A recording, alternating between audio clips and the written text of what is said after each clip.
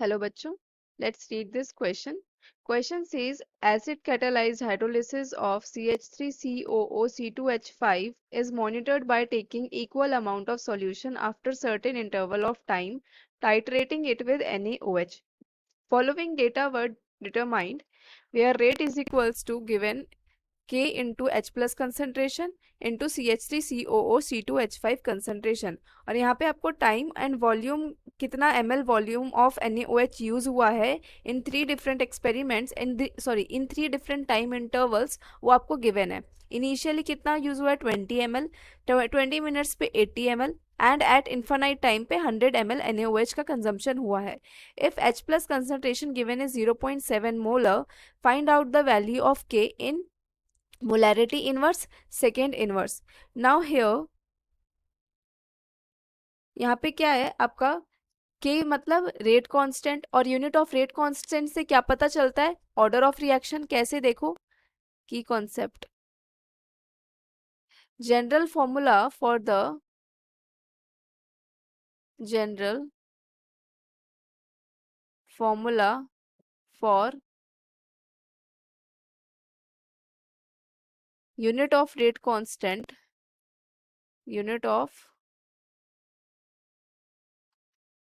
Rate constant is mole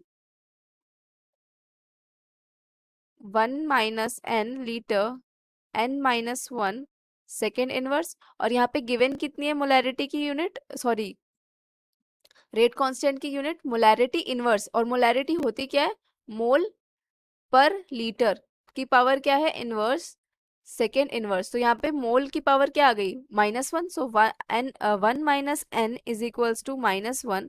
सो यहाँ से n क्या आ गया 2। तो एक ऐसी ऑर्डर रिएक्शन है, it is a second order reaction, second order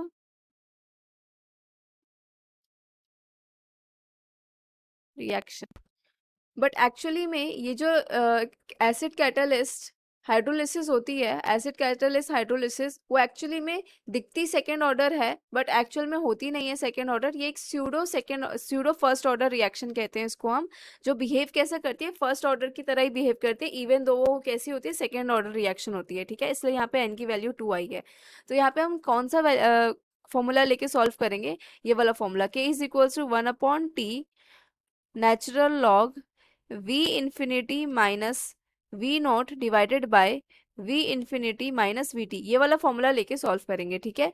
v infinity क्या है, volume of NaOH consumed at infinite time, volume of NaOH at t is equals to infinity. v not होता है initial volume, initial volume of NaOH, and vt है volume of NaOH at any time interval t, okay. अब सारी values put कर दो according to the given table.